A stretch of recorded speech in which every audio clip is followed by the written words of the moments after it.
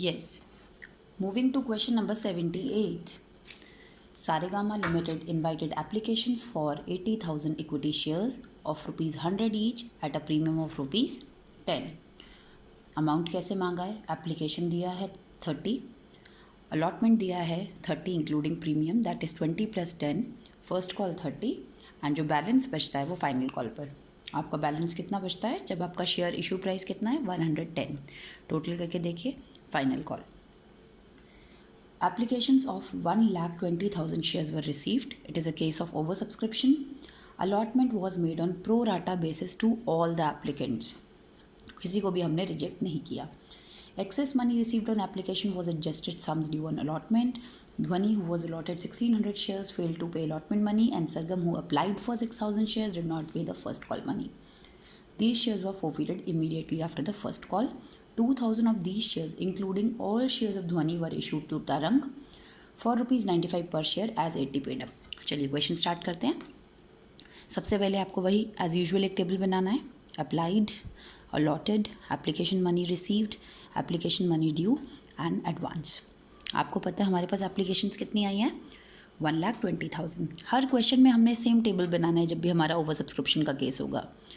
Question में साफ साफ लिखा है कि कंपनी ने किसी को रिजेक्ट नहीं किया है, ये लिखा नहीं है, लेकिन क्वेश्चन में क्या लिखा है? Shares were allotted on pro rata basis, यानी कि सब लोगों को हमने 1,20,000 शेयर्स को हमने 80,000 दे दिया, किसी को भी रिजेक्ट नहीं किया।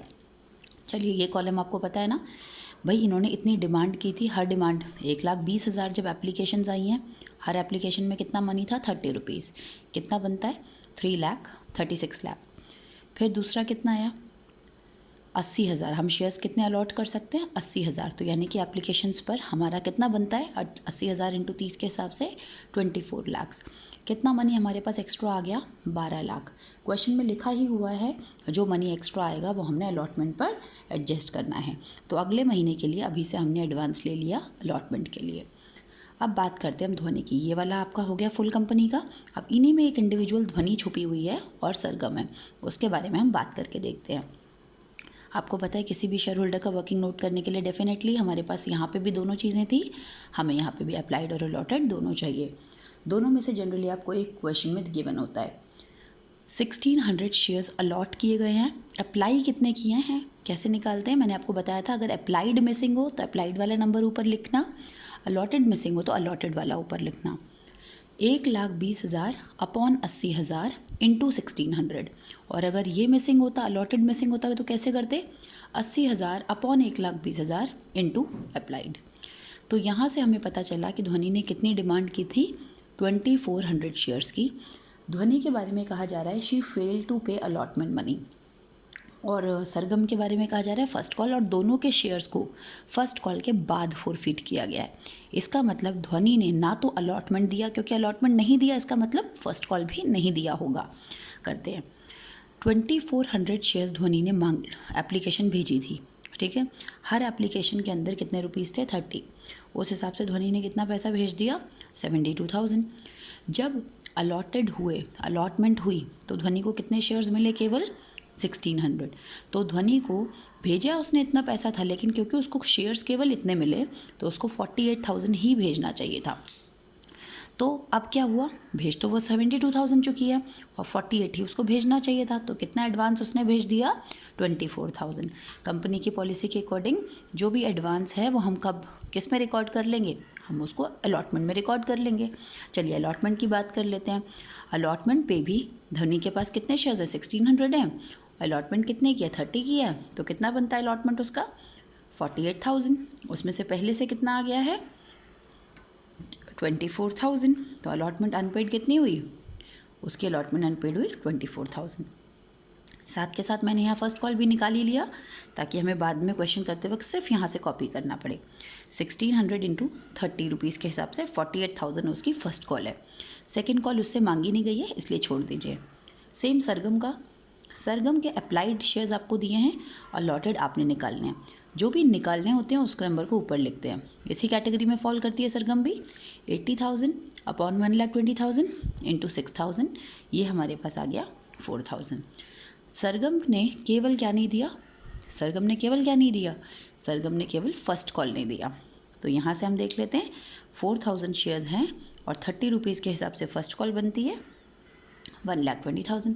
चलिए अब क्वेश्चन करते हैं जर्नल एंट्रीज। फर्स्ट एंट्री क्या होती है? फर्स्ट एंट्री क्या होती है हमारी? Bank account debit to share application account. कितना पैसा आया था हमारे पास टोटल पहली बार में एप्लीकेशन पर? 36 लाख पुट कर दिया। सेकेंड एंट्री आपको पता ही है, जो एप्लीकेशन पर पैसा आया वो आपने कैसे यूटिलाइज़ किया? Share application to share capital entry बनाते हो, लेकिन शेयर कैपिटल में मैक्सिमम आप कितना ले सकते थे एप्लीकेशन के टाइम पर? 24 लाख। बाकी जो आपके पास एक्स्ट्रा आ चुका है वो आपने कैसे ले लिया? अलॉटमेंट के लिए ले लिया। तो share application account debit to share capital to share allotment, दोनों एंट्रीज हो गई एप्लीकेशन की। अब अलॉटमेंट को ड्यू करते हैं। शेयर अलॉटमेंट अकाउंट डेबिट, क्योंकि इसमें प्रीमियम भी है तो आपको पता है ना प्रीमियम का रूल, उसको प्रीमियम को अलग अकाउंट में रखना है एसपीआर में। Share allotment account debit to share capital to SPR. 80,000 shares holders हैं हमारे, 30 रुपीज़ की अलॉटमेंट है। यहाँ पे हमने सेग्रीगेट करके दिखा दिया 20 और 10 करके। फिर आ जाते हैं हम लोग रिसीव करने पर bank account debit to share allotment. आना कितना था? 24 लाख।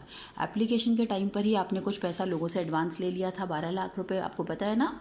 तो 24 में से 12 लाख हटा दिया हमने और अब बचा कितना? 12 लाख। 12 लाख आना था, लेकिन उस पर भी ध्वनि ने हमारा पैसा नहीं दिया। कितना नहीं दिया ध्वनि ने हमारा पैसा?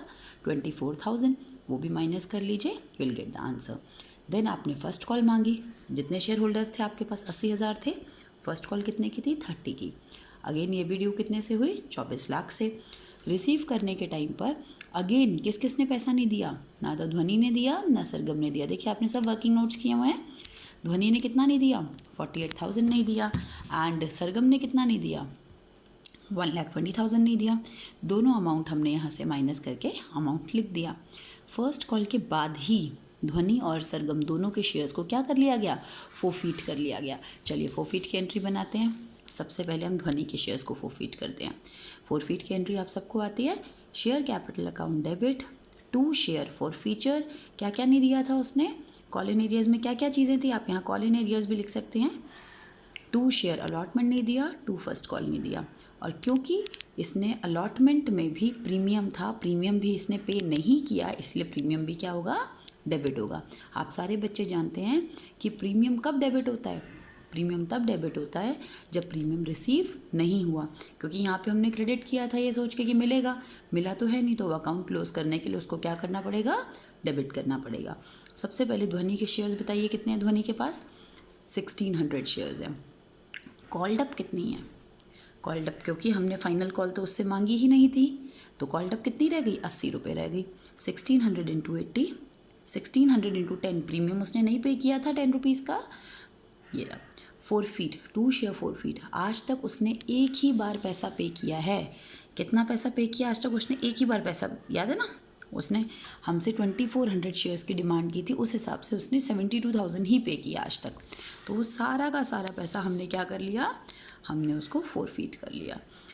अलॉटमेंट पे आपने कैलकुलेशन कर ही रखी है, कितना नहीं दिया था? 24,000। और फर्स्ट कॉल पे कितना नहीं दिया था? 48,000। सारा हमने पुट कर दिया। चलिए अब सरगम के शेयर्स को फोरफीट करते हैं। Share capital account debit to share forfeiture. Sargam ने क्या नहीं पे किया? To share first call. Sargam के पास कितने शेयर्स हैं? 4,000। कॉल्ड अप उसकी भी कितनी है? 80। उसने क्या नहीं पे किया था? सिर्फ 80 रुपीज़ में से उस बेचारे ने तो सिर्फ केवल फर्स्ट कॉल नहीं पे किया था। 4,000 इंटू 30 रुपये फर्स्ट कॉल नहीं पे किया था। उसने क्या क्या पे कर दिया था? एप्लीकेशन और अलॉटमेंट। आप जानते हैं ना अलॉटमेंट में हमें प्रीमियम नहीं लेना है, क्योंकि सरगम ने प्रीमियम पे कर दिया था और प्रीमियम तो एसपीआर अकाउंट में पड़ा है, उसको फोरफीट नहीं कर सकते। तो आज तक सरगम ने 30 ये और 20 ये 50 रुपये पे किए हैं। तो 4,000 इंटू 50 के हिसाब से जो भी आएगा फोरफीट में डाल दीजिए। फिर उसके बाद हमने क्या करना है? इन दोनों शेयर्स को हमने री इशू करना है। तो अब आप ध्यान से सुनिए, आपने फोरफीट कितने किए थे? यहाँ से आप पॉइंट ध्यान से सुनिए। ध्वनि के 1600 शेयर्स और सरगम के 4,000 मिला के कितने हो गए? 5,600। लेकिन आपने फोरफीट 5,600 किए थे। कंपनी को दोबारा से री इशू जब किया तो उसने केवल 2,000 शेयर्स को ही बेचा, क्योंकि उसको लगा कि मेरे को इतना बेच के मेरा काम चल जाएगा। उसने बाकी शेयर्स को बेचा नहीं। तो ऐसे केस में आपने केवल 2,000 शेयर्स बेचे और कितने पर बेचे? 95 पर बेचे। और क्या लिखा है? 80 पेड अप। है ना, क्वेश्चन में लिखा हुआ है ₹80 पेड अप वैल्यू यहाँ डाल दी, 95 यहाँ लिख दिया। तो आपके पास क्या हो गया, शेयर प्राइस तो आपने बेचा तो ज़्यादा में है, तो ये क्या हो गया हमारा SPR हो गया।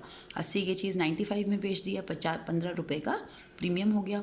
इस क्वेश्चन में आपने ध्यान देने वाली बात क्या है बेटा, ये है हमारा ध्वनि, ये हमारी सरगम है। ध्वनि के कितने शेयर्स फॉरफिट किए थे 1600, सरगम के कितने किए थे 4000, टोटल मिला के 5600। लेकिन आपने बेचे केवल कितने हैं 2000। उसमें क्वेश्चन में ज़रूर बताया होगा कि किसके कितने बेचे हैं, और क्वेश्चन में साफ साफ लिखा है कि ध्वनि के आपने पूरे बेच दिए, 16 के 1600, टोटल 2000 बेचे हैं, जिसमें ध्वनि के 1600 हैं, तो सरगम के कितने हुए 400 शेयर्स।